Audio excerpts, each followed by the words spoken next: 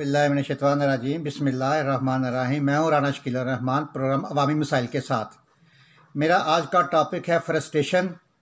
हर 60 minute में एक पाकिस्तानी खुदकशी करता है, जबकि हमारे इस्लाम में खुदकशी हराम है। ये हम सब मुसलमानों को पता है कि हमारे मज़हब में खुदकशी हराम है। गहराई से तज्जिया करें तो हमारे माशरे में खुदकशी बिल्कुल आम सी चीज़ है, मगर कोई इस पर बात नहीं करता। कोई इस पर तहकीक करके ना कोई लिखता है और ना ही इस पर कोई प्रोग्राम होते हैं। लवाकीन भी गुमनाम खामोशी इख्तियार कर लेते हैं। डॉक्टर सलीम का तल्लुक तहसील कमालिया ज़िला टोबा टेक सिंह से था। वो तहसील कमालिया का एक मशहूर डॉक्टर था। कमालिया में सबसे बड़ा उसका अपना एक प्राइवेट हॉस्पिटल था। एक दिन अचानक पता चला कि डॉक्टर सलीम साहब ने दरियाए रावी में कूद कर खुदकशी कर ली है। इंतहाई अफसोस हुआ और इस बात पर बहुत दुख हुआ कि डॉक्टर साहब इंतहाई खुश अखलाक, मिलनसार और शफीक और मेहरबान डॉक्टर थे। वो अपने मरीज़ों को दुआ से ज़्यादा अपनी खुश अखलाकी और दोस्ताना गुफ्तगू से अपने मरीज़ों को ठीक कर दिया करते थे। बाज़ाहिर देखने में उनकी ज़िंदगी बहुत खूबसूरत गुजर रही थी।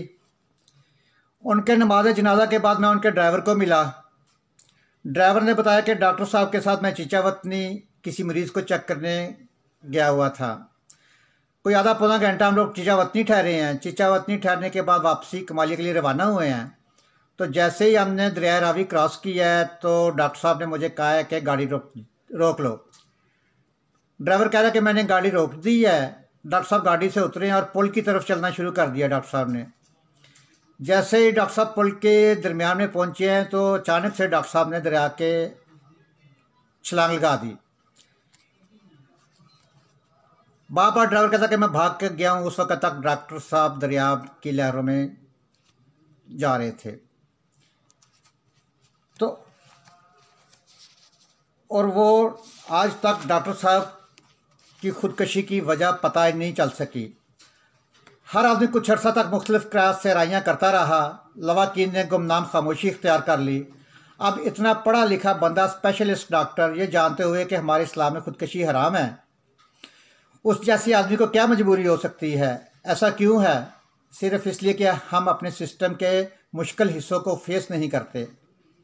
बाद में लवाकीन पर्दा टाल देते हैं, इसकी मौजूदगी की नफ़ी कर देते हैं, मगर सच मौजूद रहता है और हमेशा कायम रहेगा।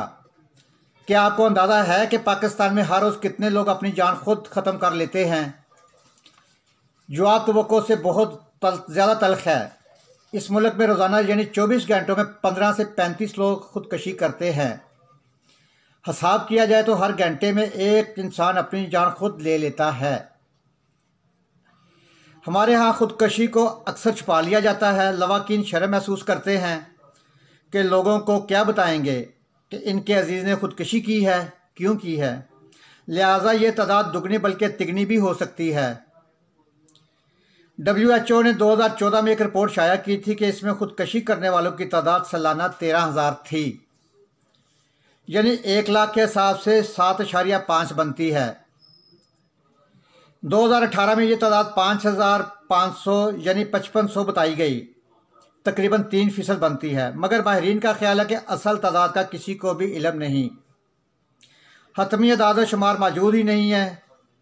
वैसे हमारे जैसे माशरों में कोई भी चीज़ हतमी नहीं है।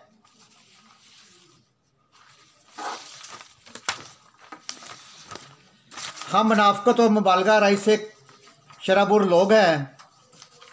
यहाँ ना कोई सच बोलता है और ना ही कोई सच सुनने का हौसला रखता है।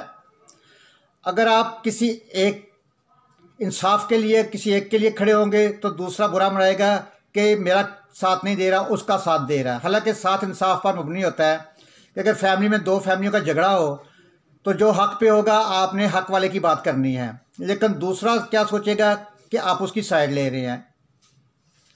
कि किसी में सच सुनने का हौसला ही नहीं है। बुनियादी तौर पर हम जिंदगी के हर शोबे में झूठ के सहारे जिंदा हैं, यानी हमारा ओढ़ना बिछोना हर चीज़ झूठ पर मबनी है। हम जिंदा ही झूठ पर हैं। लिहाजा यहाँ खुदकशी करने वालों की असल तादाद तलाश करना नामुमकिन है। 2020 की इसी साल की एक तहकीक के मुताबिक 38% लोगों ने कहा کہ وہ کسی نہ کسی ایسے انسان کو جانتے ہیں جس نے اپنی زندگی خود ختم کی ہے۔ یہ تحقیق 5000 لوگوں پر مشتمل تھی۔ 45% لوگوں نے برہملہ اعتراف کیا کہ انہوں نے خودکشی کرنے کا سوچا مگر حتمی عمل نہیں کیا۔ 9% نے کہا کہ انہوں نے زندگی میں خودکشی کرنے کی کوشش کی ہے۔ 45% لوگوں نے اعتراف کیا کہ ان سے کئی بار کسی نہ کسی دوست نے ضرور کہا کہ وہ مرنا چاہتا ہے۔ اس تحقیق کے مطابق پاکستان میں خودکشی کرنے کی 7 بڑی وجوہات ہیں۔ نمبر 1 ذہنی دباؤ، نمبر 2 معاشی مسائل، نمبر 3 لوگوں کی طرف سے ذلت آمیز سلوک، نمبر 4 ناانصافی، نمبر 5 کسی عزیز کا جدا ہو جانا، نمبر 6 باہمی تعلقات میں تناؤ، نمبر 7 خانگی زندگی میں کھچاؤ۔ اس کے علاوہ بھی کئی وجوہات ہو سکتی ہیں، مگر ہمارے ملک میں یہ 7 مشکلات خودکشی کرنے کی بنیادی وجوہات ہیں۔ مرنے والوں کی اکثریت یہ سمجھتی ہے کہ ان کی کوئی مدد نہیں کر سکے گا، ان کا کوئی مددگار نہیں۔ پھر ایک بہت بڑی سماجی وجہ کی کہ میری ناکامی پر لوگ کیا کہیں گے۔ انہی اعداد و شمار سے یہ بھی ظاہر ہوا کہ ذہنی تناؤ کی کیفیت میں اکثریت نفسیات معالج کے پاس جانے کی استطاعت ہی نہیں رکھتے، لیکن 16% لوگوں نے بالکل مختلف بات کی ہے کہ خودکشی کرنے کے لیے بہت ہمت چاہیے، یہ صرف بہادر لوگوں کا کام ہے۔ حالانکہ بہادر لوگ ہر حالات کو فیس کرتے ہیں۔ اللہ سبحانہ تعالیٰ پر یقین کرتے ہوئے اس معاشرے میں اس موضوع پر کبھی کھل کر بات نہیں ہوتی۔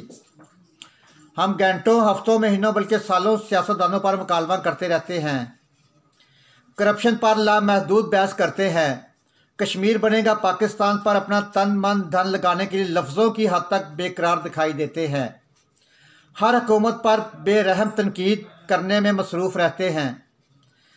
ہم وہ بدقسمت قوم ہیں جو ہر وقت دوسروں پر تنقید اور خود کو فرشتے ثابت کرنے میں مصروف رہتے ہیں۔ پڑھے لکھے اور ان پڑھ دونوں کے رویوں میں ناکارہ مکالموں کے حوالے سے کوئی فرق نہیں ہے۔ اپنے معاشرے کے کمزور پہلوؤں پر کوئی بات ہی نہیں کرتے، یہ بھی نہیں سوچتے کہ ہماری ہمدردی کے چند بول مناسب وقت پر ایک انسانی جان کو بچا سکتے ہیں۔ ہم کا اپنے کسی جاننے والے عزیز دوست کا حوصلہ بڑھا کر اسے واپس زندگی کے دھارے پر لا سکتے ہیں، مگر نہیں، ہم یہ قطعاً نہیں کریں گے۔